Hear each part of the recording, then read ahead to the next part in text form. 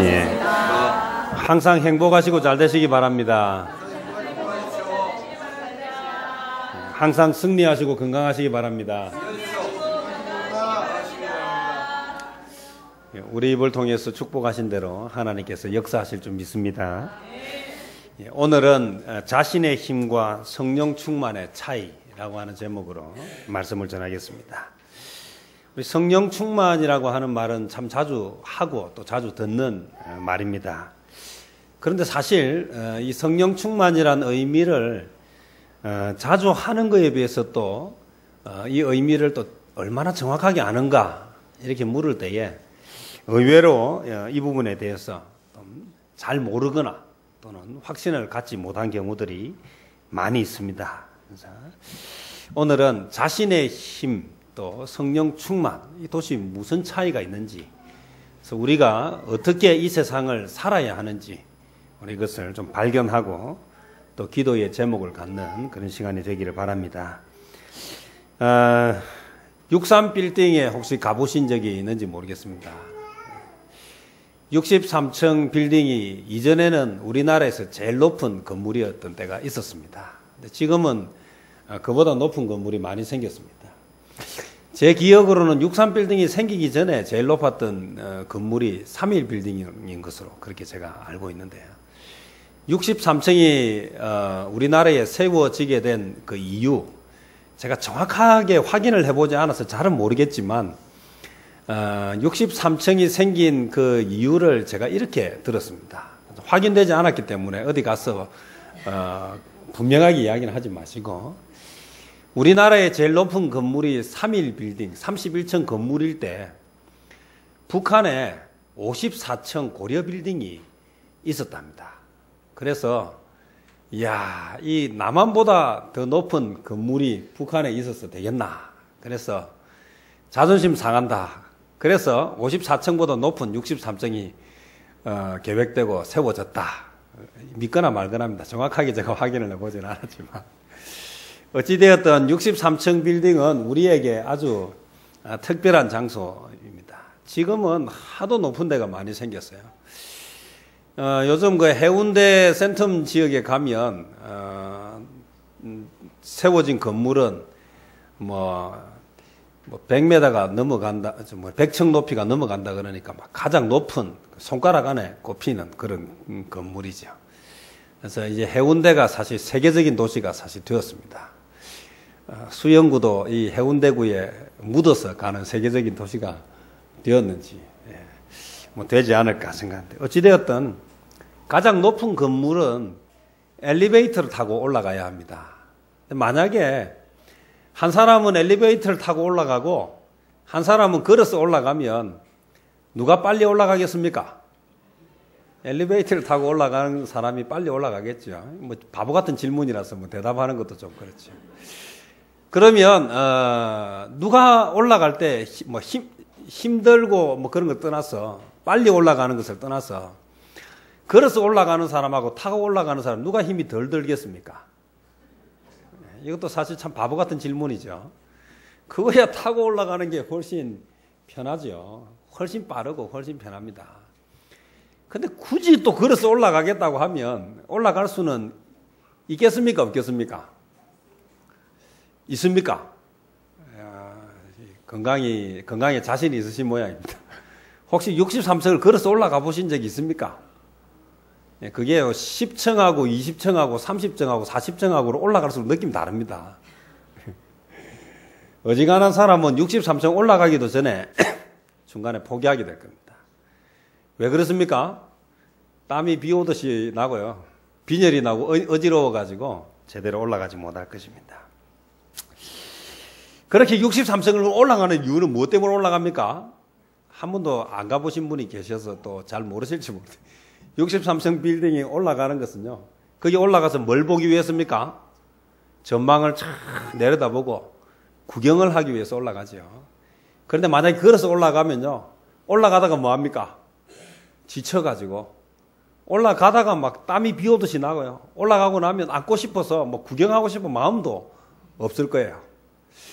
혹시 만약에 63층에 갔는데 엘리베이터가 고장이 나서 올라갈 수 없다고 하면 그래도 올라가실 분 계시겠습니까? 나는 63층을 꼭 봐야 되겠다. 근데 엘리베이터가 고장이 났어요.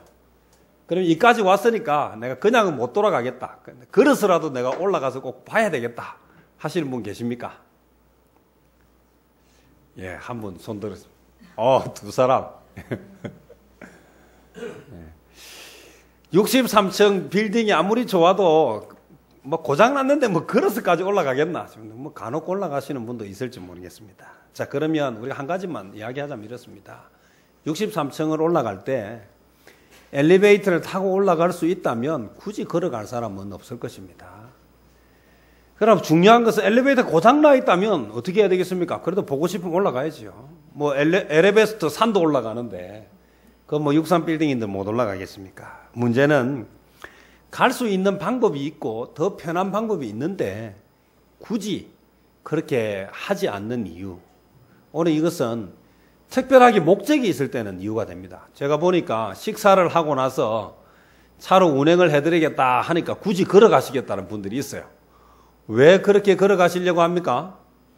차의 편리함을 몰라서 그렇습니까? 아니죠. 먹고 난 것을 뭐 합니까? 소화도 좀 시키고 또 운동도 하고 뭐 그런 의미로 하는 경우는 있지만 지금 피곤해서 죽을 것 같은데 서 있기도 힘든데 다리가 너무 아픈데 굳이 차가 있는데도 불구하고 걸어갈 사람은 아무도 없을 것이다. 오늘 성령의 능력으로 충만하지 않으면 오늘 우리가 이 세상을 살아가는 데 있어서 편하고 빨리 갈 수 있는 길을 두고 느리고 힘든 길을 가는 것과 같다라고 설명을 할 수 있습니다. 성령의 능력으로 충만하지 않으면 예수님을 따르는 제자의 삶 역시도 마찬가지입니다. 우리는 제자의 삶이라고 하는 것을 자꾸 오해하는 경향이 있어요. 제자의 삶은 편하게 갈 수 있는 엘리베이터를 두고 계단으로 걸어 올라가는 것이라고 자꾸 생각한다는 것입니다. 예수님의 제자로 사는 것은 반대입니다. 예수님의 제자로 사는 것은 편하게 갈 수 있는 것을 두고 힘들고 어려운 길을 가는 것이 아니라 힘들고 어려운 길을 가지 않기 위해서 예수님의 제자들이 제자의 길을 가는데 그것이 무엇인가 하면 성령의 충만함을 입는 것이다. 오늘 우리가 이 오해를 벗어버리지 않으면 우리는 예수님의 제자로서 사는 삶을 살 수가 없습니다. 제자가 된다는 것을 두려워합니다. 제자가 된다는 것을 우리가 거부하는 이유, 왠지 못마땅하게, 왠지 어려워하는 이유가 무엇인가 하면 제자가 되면 자기 힘으로 예수님이 맡겨주신 사명을 감당해야 된다고 생각하기 때문입니다. 예수님의 제자는 자기 힘으로 일하는 사람들이 아니라 보혜사 성령님의 도우심으로 일하는 사람들입니다. 그래서 자기 힘으로는 불가능한 일을 감당할 수 있는 것입니다. 도저히 할 수 없는 일을 하게 하는 것입니다. 오늘 높은 건물을 올라가는 것은 내 힘으로 올라가면 올라가다가 지치고 어떻게 올라간다 하더라도 아무것도 하지 못하고 오히려 내려올 때에 다리가 후근거리고 그래서 굴러떨어질 위험이 많이 있지만 오늘 63빌딩을 올라가는 것을 엘리베이터를 타고 올라가듯이 내 힘으로는 할 수 없지만 예수님의 제자가 되는 순간 성령님께서 도와주시고 성령님께서 능력을 주시면 그 일을 하고도 에너지가 남아서 또 다른 일을 할 수 있게 된다는 것입니다. 사도행전 1장 8절에 보면 오직 성령이 너희에게 임하시면 너희가 권능을 받아 예루살렘과 온 유대와 사마리아와 땅 끝까지 이르러 내 증인이 되리라. 오늘 성령이 우리에게 임하셔야 오늘 예수님께서 우리에게 주신 사명을 감당할 수 있습니다. 우리의 힘으로 감당하려고 하면 우리는 그것을 끝까지 할 수도 없을 뿐더러 어떻게 한다 하더라도 지쳐서 다음 일을 할 수 없다는 것입니다. 오늘 축구 선수들을 보호하기 위해서 시합은 반드시 공식적인 시합이 있고 나면 이틀 뒤에 하도록 그렇게 만들어놨습니다. 왜냐하면 그런 규정을 만들지 않으니까 필요하면 막 혹사를 해가지고 선수들이 무리할 때 운동을 하면 뭘 많이 입는가 하면 부상을 많이 입습니다. 그래서 어느 단계가 되면 반드시 쉬어줘야 되는데 하도 쉬지 않으니까 뭘 만들어 뒀습니까? 이틀이 지나고 나면 시합을 하고 나면 이틀이 지날 때까지는 뭘 하지 못하게 만들었습니까? 시합을 하지 못하도록 그렇게 만들었다라는 것입니다. 오늘 우리는 일을 하고 나면 반드시 뭐 하게 되어 있는가 하면 지치게 되어 있습니다. 지쳐서 그 일을 할 수가 없습니다. 성령님의 도우심, 성령의 충만함을 입는 것은 오늘 내 힘으로 하고 나면 쉬어야 되고 지쳐서 다음 일을 할 수 없지만 성령님께서 도와주시면 이 일을 하고도 에너지가 남아있어서 새로운 일을 할 수 있다는 것입니다. 예를 들어서 걸어서 63빌딩을 올라간 사람은 거기서 뭘 할 수 있겠습니까? 그러나 엘리베이터를 타고 올라간 사람은 그곳에서 마음대로 뭐 할 수 있습니까? 구경하고 즐기고 또 타고 내려와서 다른 곳을 또 갈 수 있는 힘이 있다는 것입니다. 오늘 성령이 우리에게 임하시면 권능을 받는 것이고 이것은 우리에게 주신 우리가 하면 불가능한 일이고 우리가 하면 지쳐서 할 수 없는 일이지만 이 일을 하고도 에너지가 남아서 또 다른 일을 능히 감당할 수 있게 된다. 요한복음 16장 말씀에 보면 예수님이 체포되어서 십자가에 달리시기 전에 제자들과 나누었던 마지막 대화 내용이 나옵니다. 그 중에는 이런 내용이 나옵니다. 제자들에게 예수님의 죽음 이후를 준비해라. 예수님이 죽고 나면 이제 예수님이 이곳을 떠날 텐데 너희와 함께 하지 않을 텐데 그때를 준비하라. 그때를 위한 마음의 준비를 하라 라고 주님이 말씀하셨을 때에 제자들은 그것을 기뻐하지 않았습니다. 왜냐하면 제자들이 힘을 얻고 용기를 얻었던 것은 예수님이 함께 하셨기 때문입니다. 그런데 그 예수님이 떠나가신다고 하니까 제자들은 그것 때문에 부담스럽고 힘이 들었고 마음이 불편했습니다.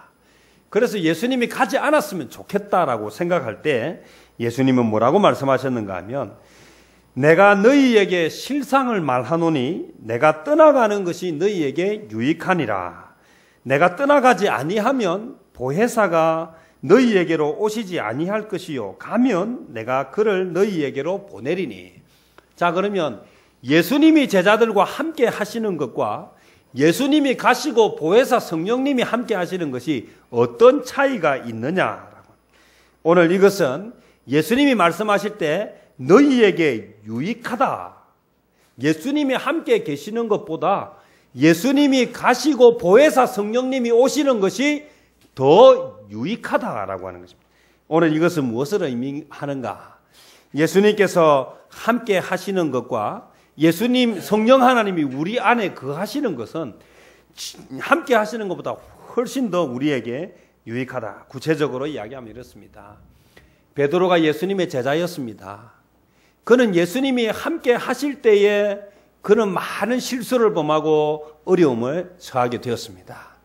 그는 예수님이 떠나시는 그 자리가 되었을 때에 예수님을 부인하는 자리에까지 가고 그는 심지어는 예수님을 따르고 사람을 낚는 어부가 아니라 다시 이전의 삶으로 돌아가서 고기를 낚는 어부로 가게 됩니다. 그런데 그에게 보혜사 성령님이 임하고 나니까 그는 이전의 베드로가 아니라 차원이 달라진 베드로가 되었다라고. 예수님이 함께 하실 때의 베드로와 보혜사 성령님이 오시고 나서 그 속에 거하시는 그 베드로는 이전의 베드로와 비교할 수 없이 능력 있는 종으로 변하게 된다. 베드로와 요한이 담대하게 말하는 것을 보고 사람들이 뭐라고 이야기하는가 하면 야, 저 베드로, 요한 저들은 고기나 잡던 일자 무식한 자들이었는데 어디서 저렇게 유창하게 말을 하게 되었는가? 저렇게 무식한 사람들이 어떻게 저렇게 유식한 사람으로 변했을까? 무엇이 그를 그렇게 만들었습니까? 무엇이 그들을 그렇게 만들었습니까? 그것은 바로 보혜사 성령님께서 그들과 함께 하셨기 때문에 그들의 삶이 바뀌어졌습니다. 사도 바울은 어떤 사람이었습니까? 그는 예수 믿는 사람들을 잡으러 다니는 사람이었고 심지어 그는 그런 사람들을 죽이는 일에 앞장섰던 사람이었습니다. 그러나 그가 예수님을 만나고 성령님이 그와 함께 하신 이후로 그의 인생은 완전히 바뀌어져 버렸습니다. 예수 믿는 자들을 잡는 자리가 아니라 이제는 바로 그가 예수 믿는 사람이 되어서 이제는 그것 때문에 고난을 당하고 고통을 당하는 일을 기꺼이 감당하게 되었다. 그리고는 그가 어떤 사람이 되었습니까? 이제는 예수 믿는 사람들을 잡으러 가는 사람이 아니라 이제는 예수 믿는 사람들을 만들기 위해서 복음을 들고 선교지를 향해서 가는 사람이 되었습니다. 특별히 갈라디아서는 그가 갈라디아 지역에 가서 교회를 개척하고 세우고 났을 때 이후에 그 교회 성도들을 향해서 보낸 편지입니다. 그가 갈라디아 지역에 가서 그가 전한 복음이 무엇인가 하면 그가 이전에 알고 있던 율법이 아니라 주님께서 그에게 가르쳐 주셨던 은혜의 복음을 그들에게 가르쳐 주었습니다. 이제는 율법을 지킴으로 구원을 얻는 것이 아니라 예수 그리스도를 믿음으로 구원을 얻게 된다라고 하는 놀라운 사실을 전하게 되었고 갈라디아 지역 사람들이 그것을 받아들이게 되었다는 거예요. 그래서 성경은 뭐라고 이야기하는가 하면 바울이 은혜의 복음을 전하자 그들이 그 복음을 받아들였고 그로 인하여서 성령을 선물로 주셨고 그래서 성령을 선물로 받았다라고 이야기합니다. 그리고 나서 사도 바울은 또 다른 지역으로 복음을 전하기 위해서 선교 여행을 떠나게 되는데 사도 바울이 떠난 그 자리에 오늘 유대의 지지자들이라고 하는 사람들이 왔습니다. 이들은 쉽게 이야기하면 거짓 교사들입니다. 거짓 교사들이 와서 가르칩니다. 오늘 구원을 받으려고 하면 믿음만 가지고는 안 된다. 오늘 뭐가 필요하다고요? 오늘 율법을 지켜야 한다. 할례를 받아야 한다. 이러한 것을 가르치니 이들이 갑자기 뭐가 흔들리기 시작했습니까? 그들이 받아들였던 믿음이 흔들리기 시작했다. 그래서 그들은 구원을 받기 위해서 믿음만 가지고는 안 되고 율법도 지켜야 한다라고 하면서 이들의 믿음이 흔들릴 때에 오늘 사도 바울이 갈라디아 교회를 향해서 보낸 편지가 바로 갈라디아서입니다. 그러면서 뭐라고 이야기하는가 하면 갈라디아서 3장 3절에 보면 너희가 이같이 어리석으냐 성령으로 시작하였다가 이제는 육체로 마치겠느냐. 오늘 저와 여러분이 예수님을 믿고 은혜로 구원받았습니다. 그리고 나서부터 이제 우리가 살아야 하는 것은 우리의 힘으로 사는 것이 아니라 오늘 성령님의 도우심으로 살아야 한다는 것입니다. 오늘 우리 힘으로 살려고 하면 사도 바울이 갈라디아 교인들을 향해서 했던 것처럼 너희가 이같이 어리석으냐 성령으로 시작하였다가 육체로 마치겠느냐. 오늘 대표적인 예를 하나 든다면 오늘 다윗이 하나님 앞에 범죄했던 두 가지 큰 범죄 중에 하나가 바로 이에 해당하는 것입니다. 다윗이 목동으로 있다가 하나님 앞에 쓰임받게 되는 과정 속에서 그는 철저하게 하나님을 의지하는 사람이었습니다.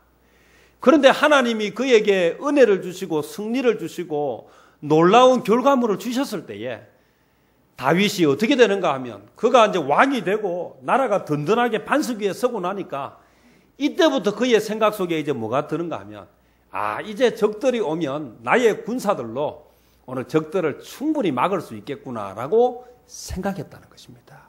그것이 행동으로 나타난 것이 바로 그의 군사들의 숫자를 세는 것이고 이스라엘의 인구를 조사하는 것이었습니다. 인구를 조사하는 것 자체가 문제가 있는 것이 아니라 군사의 수를 헤아리는 것이 문제가 아니라 그가 군사를 헤아릴 때 마음이 어떤 마음이었는가 하면 이제 나의 군사가 이 정도 되니까 이제는 뭐로 하면 되겠다? 군사로 하나님의 일을 감당하면 되겠다라고 생각한 그것이 죄가 되었다는 거죠. 오늘 우리가 어렵고 힘들 때는 무엇을 위해서 기도합니까? 하나님의 도우심을 위해서 기도합니다. 예를 들어서 경제적으로 어려울 때 하나님 우리에게 물질의 복을 주십시오. 우리가 건강이 오늘 약해질 때 하나님 우리에게 건강을 주십시오. 오늘 우리가 하고 싶은 일이 많은데 우리의 여건이 부족할 때는 우리가 기도합니다. 그런데 어느 순간에 되어서 하나님 우리에게 복을 주시고 건강도 주시고 물질도 주시면 그 다음부터는 일을 할 때 우리가 무엇을 계산합니까? 우리가 가진 것을 가지고 하고자 한다는 거예요. 저는 우리 나눔의 교회가 재정이 풍성해서 무슨 일을 할 때 돈 가지고 해결할 것 같으면 차라리 재정이 어려워서 기도하는 교회가 더 하나님 보시기에 아름다운 교회라고 믿습니다. 여러분 어떻게 생각하십니까? 성도들이 헌금을 많이 해서 나눔의 교회 재정이 많고 그래서 무슨 일을 할 때마다 우리 뭐 헌금 많은데 뭐 충분히 하면 되지. 그래서 우리가 돈을 믿고 돈을 계산하고 일을 하기 시작한다면 이 나눔의 교회는 복이 바뀌어서 화가 될 것입니다. 어렵기 때문에 우리가 무슨 문제가 생기면 하나님 앞에 기도하고 사실 하나님 이번에 이 일을 하고 싶은데 우리에게는 물질이 없습니다. 우리에게는 일꾼이 없습니다. 하나님 우리에게 물질을 주시고 우리에게 일꾼을 주십시오. 그렇게 우리가 기도한다면 저는 이 교회가 바로 하나님이 기뻐하시는 하나님이 우리를 축복하시는 아름다운 교회라고 믿습니다.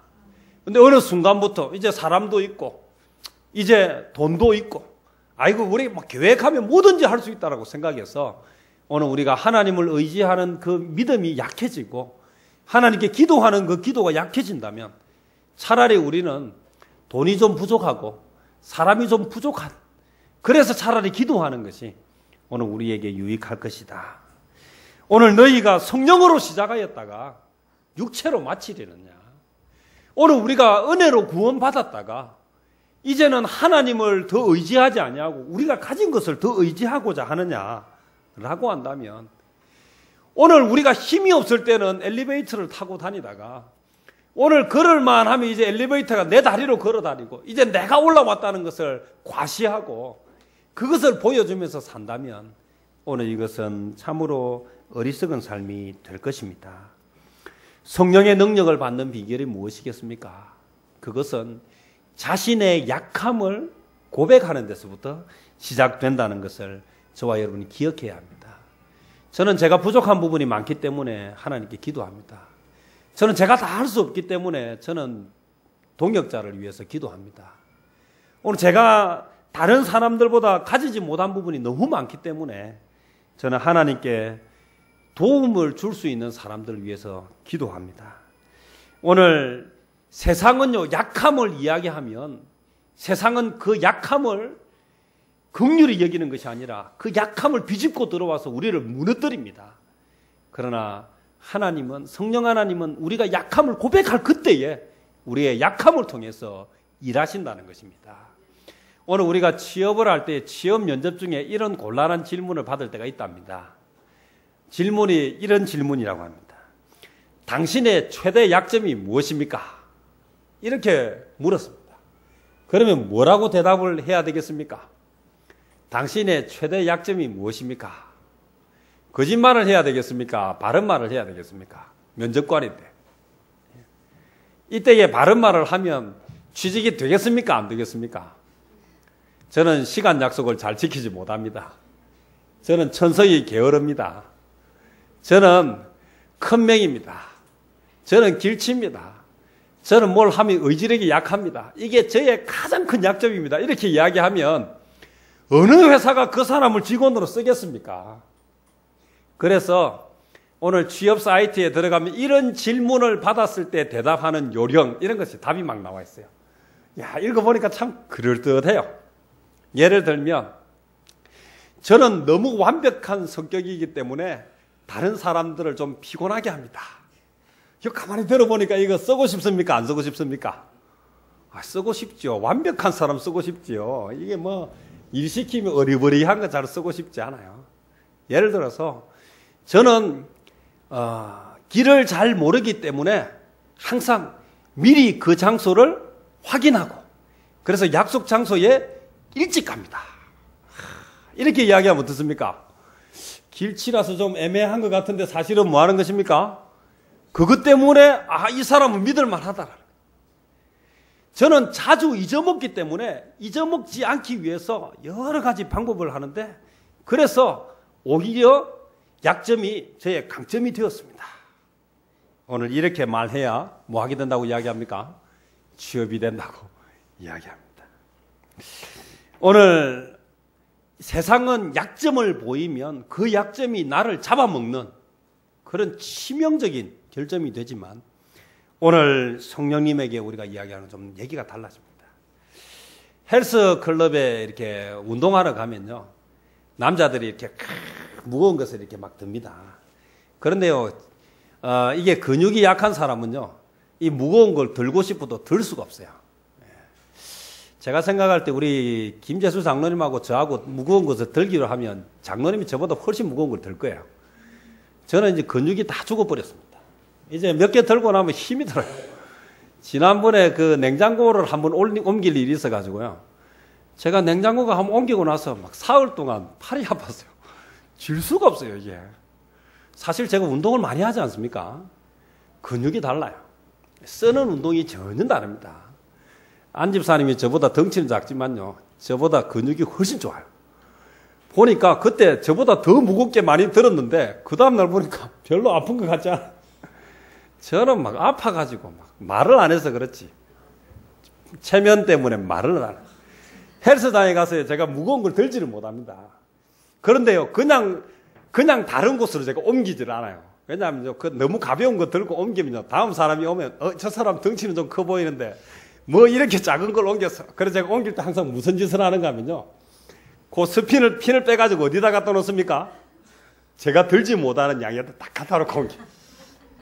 그럼 다음 사람이 딱 오더니 역시 덩치만큼 무거운 걸 드는구나. 사람이라고 하는 게 참, 이게 크고 작은 일에 뭐합니까? 간사해요. 그런 것들이 왠지 모르게 나로 하여금 뭐하게 만듭니까? 조금씩 이렇게. 오늘 저와 우리 성도님들은 세상을 살아가는 데는 자신의 약점을 자꾸 드러내면 그게 왠지 나를 힘들게 만들고 부족하게 만드는 것 같아요. 그런데요, 성령 하나님께는 자신의 약점을 드러내는 순간 역사가 일어난다는 사실을 믿으십시오. 내가 부족하기 때문에 사람에게는 나의 부족함을 말하면 그것이 나의 약점이 되고 그것이 나의 발목을 잡지만, 성령 하나님께 나의 약점을 구하는 순간 성령님께서 대신 일해 주심으로 인해서 놀라운 일들이 벌어진다라는 거죠. 오늘 저와 여러분 기억합시다. 사도 바울이 뭐라고 고백하고 있습니까? 그가 하나님의 일을 열심히 하고 싶은데 그의 약점 때문에, 그래서 육체의 가시 때문에 하나님 앞에 기도했습니다. 하나님, 나의 이 약점을 강하게 해주십시오 라고 기도했더니 오늘 하나님이 뭐라고 말씀하시는가 하면, 약점이 강점이 되게 하시는 것이 아니라 너의 그 약점 때문에 네가 큰 일을 할 것이다. 왜? 약점 때문에 너는 기도하게 될 것이고, 약점 때문에 겸손하게 될 것이고, 약점 때문에 주님을 찾게 될 것이고, 그래서 네 힘으로 네가 하는 것보다 주님의 능력으로 놀라운 일을 하게 될 것이다. 그것이 무엇입니까? 내 은혜가 내게 족하다. 이는 내 능력이 약한 데서 온전하여 짐이라. 그래서 뭐라고 이야기합니까? 내가 약한 그때에 곧 강함이니라. 오늘 우리는 뭘 잘 할 수가 없습니다. 특별히 저는 부족한 것이 참 많이 있습니다. 저는 사람을 귀하게 생각하고 특별히 재주가 있거나 능력이 많은 사람들을 가까이 두고자 합니다. 그 이유는 제가 잘 하지 못하기 때문입니다. 저는 뭐 이것저것 부족한 부분이 참 많이 있습니다. 요즘 참 감사한 건요, 교회 컴퓨터가 고장났어요. 이전 같으면 제가 하는 방법은요, 들고 뭐합니까? AS 센터에 갖다 주든지, 또 제가 바쁘고 귀찮으니까 또 어떻게 합니까? 직원을 불러요. 부르면 어떻게 합니까? 와서 고쳐주고 돈 받아가지고 가요. 요즘은 제가 참 신나는 게요, 컴퓨터가 고장났습니다 말만 하면 고쳐주는 집사님들이 있어요. 얼마나 행복한지 몰라요. 갑자기 새벽 기도 시간에 음악이 나오다가 멈췄어요. 보니까 컴퓨터가 완전히 먹통이 됐어요. 그러니까 머릿속에 딱 떠오르는, 우리 교회 집사님들이 있지 딱 싶으니, 그래 이야기를 딱 했더니 컴퓨터가 다음날 쌩쌩하게 돌아가는 거예요. 참 신나는 일 아닙니까? 오늘 우리가 뭘 이래 하면 마찬가지입니다. 사람을 가까이 한다는 것은 마찬가지입니다. 꼭 내가 하지 않아도, 하나님의 일은 내가 하는 것이 아닙니다. 하나님의 일은 믿음의 사람들이 합니다. 저는 요즘 금요일, 토요일 마찬가지입니다. 교회 오면 요즘 아이들, 생전 처음 보는 학생들이 교회에 와서 있어요. 거기서 막 기타도 치고요, 공부도 하고 있고, 참 신나는 일이지요. 특별히 감사한 것은요, 이 교회를 좀 썼으면 좋겠다. 주변에 믿지 않는 사람들이 좀 나누어 줬으면 좋겠다. 그랬더니요, 학원에 한 선생님이 찾아와가지고 학원 리모델링 공사를 하는데 이 공사가 계획에 차질이 생겨서 한 2주간 그래서 이 수업을 할 데가 없대요.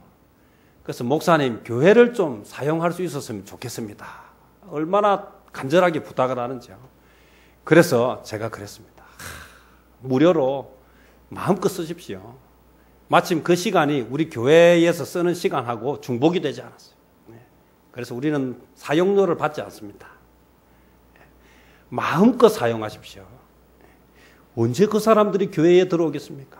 그리고 한번 그러고 나면요, 다음에 그 사람들이 마음에 빚이 있기 때문에 다음에 행사했을 때 또 초청도 할 수 있고요.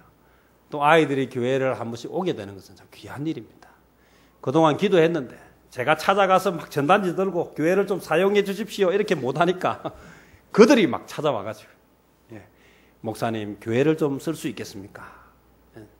오늘 우리에게 하나님이 주신 거죠. 물론 교회를 믿지 않는 사람들이 오면요, 또 교회가 좀 지저분해지고 좀 부서지는 것들도 있을 겁니다. 때로는 막 교회 화장실에서 담배를 피기도 할 테고요. 때로는 막 거기 오면 막 흙 발로 또 아이들이 막 기물들을 막 더럽히고 청소 실컷 해놓고 갔는데, 또 심지어는 뭐 우리 교회 물건이 혹 없어질 정도, 그 아이들 때문은 아니지만 그런 일도 생길 수 있어요. 그러나 그런 일이 있다 하더라도 오늘 이것을 통해서, 오늘 또 지난 목요일에는요, 우리 12주 전도 훈련학교를 전에도 말씀드렸지만 제가 뭐 거기에 특별한 관심이 있지는 않았습니다. 하도 동기 목사님이 권면해서 제가 어쩔 수 없어서 그곳에 갔는데, 오늘 그들이 오늘 우리 교회 주변에서 지난 목요일에요, 한 40여 명이 띠를 두르고 교회 막 주변에 전도를 하고 복음을.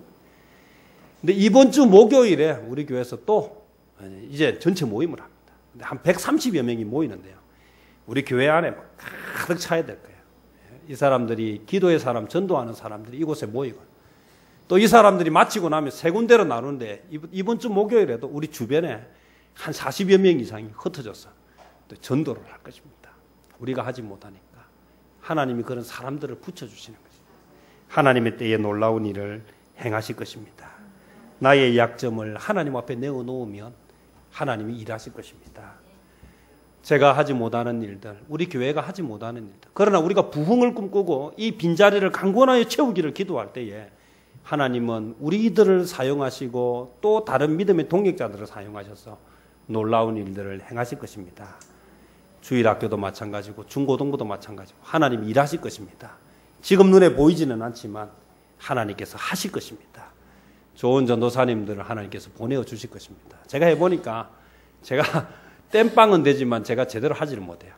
제가 기도를 그동안 많이 했는데 하나님께서 또 좋은 일꾼들을 보내어 주셔서 주일학교, 중고등부, 또 우리 새벽기도에 오시는 또 목사님까지 사람을 이제 보내어 주셔서 놀라운 일들을 행하실 것입니다. 약함을 숨기지 말고 하나님 앞에 내어놓는, 그래서 놀라운 기적을 경험하는, 자신의 힘으로 하지 말고 성령 충만으로 일하는 저와 성도님들 되시기를 주님의 이름으로 축원합니다. 기도하겠습니다. 사랑과 은혜가 풍성하신 아버지 하나님 감사합니다. 약함이 곧 강함이 되는 놀라운 은혜를 성령 충만함으로 저희들 경험하게 하시니 감사합니다. 세상은 약점을 이야기하면 그것을 가지고 이용하고 나를 넘어뜨리려고 하지만